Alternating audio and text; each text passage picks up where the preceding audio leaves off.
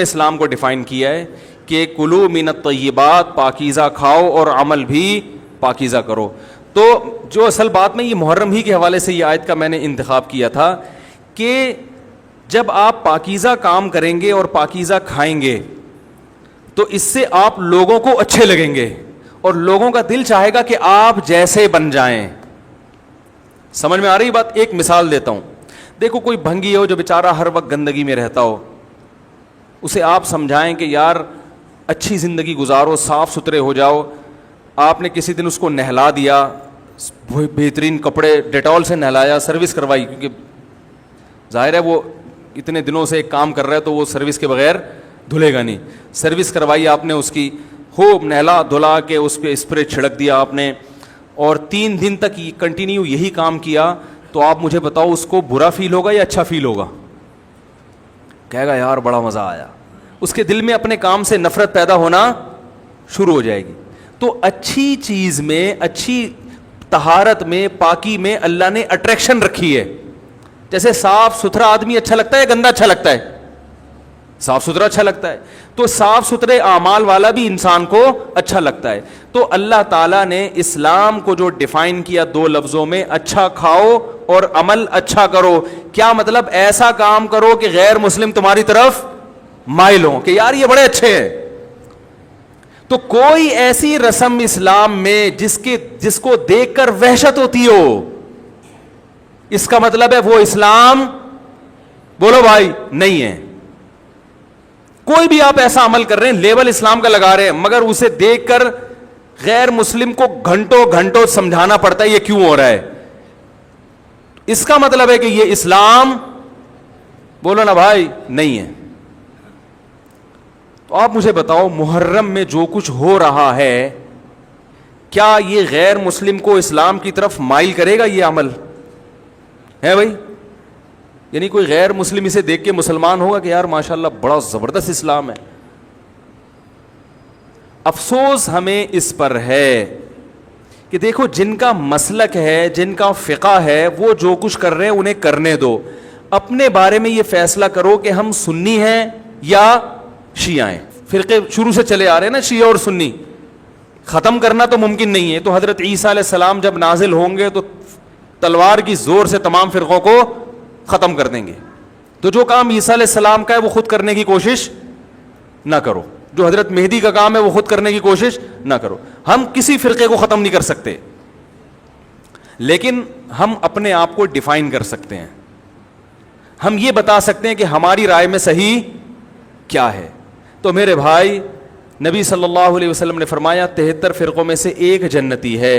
تو یا تو ادھر چلے جاؤ, یا بولتے کیوں نہیں, ابھی نہیں بول رہے تو پھر عمل کیسے کرو گے, یا تو پورے ادھر چلے جاؤ یا پورے ادھر آ جاؤ. مجھے خدا کی قسم اس پر کوئی اشکال نہیں ہوتا کہ شیعہ لوگ ماتم کیوں کر رہے ہیں, شیعہ لوگ یہ سب کچھ کیوں کر رہے ہیں, وہ جو ہے وہ مرثیے کیوں پڑھ رہے ہیں. مجھے اس پر اشکال نہیں ہوتا. ان کے دلائل ہوں گے ان کے پاس, ان کے علماء ان کو بتاتے ہیں. وہ کب کہتے ہیں کہ ہم سنی ہیں, وہ کب کہتے ہیں کہ ہم صحابہ کو حجت سمجھتے ہیں. ایک چیز کا انہوں نے دعویٰ ہی نہیں کیا تو ہم ان پر وہ کیوں تھوپیں ان کے سر پہ. لیکن میں آپ کی بات کر رہا ہوں, میں ان لوگوں کی بات کر رہا ہوں جو اپنے آپ کو سنی کہتے ہیں.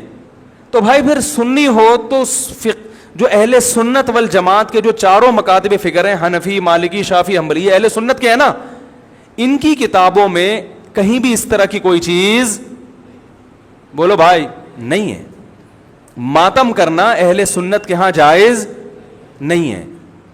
نبی صلی اللہ علیہ وسلم نے میت پر چیخو پکار کرنے کو حرام قرار دیا ہے. نوحہ کو جو میت پہ رونا پیٹنا ہوتا ہے, گریبان چاک کرنا, اس عمل پر آپ صلی اللہ علیہ وسلم نے لعنت فرمائی ہے. صحیح بخاری صحیح مسلم کی حدیثیں ہیں.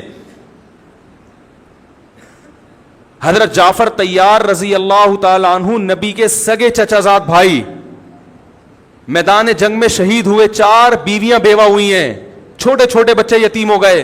آپ نے ان کی بیویوں کو زور سے رونے کی اجازت نہیں دی.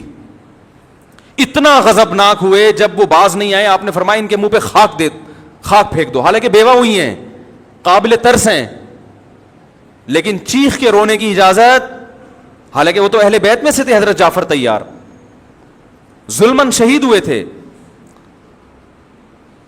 ہماری نظر میں حضرت حسین رضی اللہ تعالی عنہ کا قتل کربلا میں یہ تاریخ کا بدترین ظلم, اس لیے بدترین ظلم کہ آپ غیر مسلموں کے ہاتھوں شہید نہیں ہوئے, بلکہ ان لوگوں کے ہاتھوں شہید ہوئے جو اپنے آپ کو مسلمان کہتے تھے, اور مسلمانوں کی قیادت اس وقت ان کے ہاتھ میں تھی, حکومت ان کے ہاتھ میں تھی. لیکن اس ظلم پہ اہل سنت والجماعت کے ہاں جو سنی ہیں ان کے چاروں مکاتب فکر کے ہاں نہ رونے پیٹنے کی اجازت, نہ نوحہ کرنے کی اجازت, اور نہ میرے بھائی ماتم کرنے کی اجازت. میرے بھائی آپ لوگ اللہ کا واسطہ محرم میں مرثیے نہ لگائیں. ہر گاڑی میں کوئی نوحہ چل رہا ہے, کوئی شیعہ ہے تو ٹھیک ہے وہ کرے, سنیوں پہ یہ کام زیب نہیں دیتا, کیونکہ یہ منافقت ہے. پتہ ہی نہیں چل رہا آپ ادھر ہو یا آپ ادھر ہو, آپ کا مسلک کہیں نہیں پتا چل رہا. ہمیں ایک مسلک کو فالو کرو. ہمارے ہاں محرم منحوس مہینہ نہیں ہے, ہمارے ہاں محترم مہینہ ہے, مبارک مہینہ ہے. امہات المومنین میں سے بعض کی اس مہینے میں شادی ہوئی ہے. ہم شہادت کو نحوست نہیں سمجھتے. 10 محرم پہلے سے مبارک تھا, حضرت حسین کی شہادت کی وجہ سے اور مبارک بن گیا, منحوس نہیں بنا. شہادت مبارک عمل ہے, منحوس نہیں ہے. ہم اس مہینے میں کالے کپڑے نہیں پہنیں گے, ہم اس مہینے میں خوشیاں منانے کو جائز سمجھتے ہیں. لوگ کہتے ہیں ان کو حسین سے محبت نہیں ہے. محبت کا جو طریقہ حسین نے بتایا اس طریقے پہ عمل کرنا حسین سے محبت ہے. جو طریقہ حسین سے ثابت نہیں ہے اس طریقے پہ محرم کو منانا یہ محبت کا طریقہ ہماری رائے میں نہیں ہے. سمجھ میں آ رہی ہے بات کہ نہیں آ رہی ہے؟ اور ایک میں وضاحت کر کے بیان کو ختم کروں. بھائی یہ کوشش کریں گے نا اس کی, محرم نہ منحوس مہینہ ہے, نہ اس میں بلائیں نازل ہوتی ہیں, اس میں خوشیاں منانا بھی جائز ہے, اس میں نکاح کرنا شادی کرنا بھی درست ہے. یہ جو مشہور ہے محرم کی شادی ناکام ہوتی ہے 100% غلط ہے. جو شیعہ حضرات ہیں وہ بچیں اس سے. ہمارے ہاں یہ بالکل اس کی اجازت ہے, آپ محرم میں نکاح بھی کریں, محرم میں آپ اپنے بچوں کا عقیقہ بھی کریں, آپ اس جو ہے جو بھی خوشیاں ہیں آپ اس کی کریں, تاکہ اسلام کا جو رخ ہے نا, اسلام میں کوئی مہینہ منحوس نہیں ہے, تاکہ غیر مسلموں کے سامنے کم از کم ہماری طرف سے جو اسلام پیش ہو وہ یہ والا ہو, ان کی طرف سے وہ والا ہو. غیر مسلم کے پاس آپشن ہو کہ بھائی دیکھ لو ان میں جو اچھا لگتا ہے وہ والا اسلام آپ فالو کر لو, لیکن آپ بھی ویسے ہی بن گئے تو پھر اسلام کا ایک رخ جائے گا ان کے سامنے. سمجھ رہے کہ نہیں سمجھ رہے؟ تو اس لیے یہ گھروں میں مرثیے نہ لگایا کریں. میتوں پہ نوحہ کرنا, غم منانا ہماری شریعت میں پسندیدہ 3 دن تک تعزیت ہے بس, اس کے بعد نہیں. اور عورت کے لیے شوہر کے مرنے پر 4 مہینے 10 دن عدت ہے.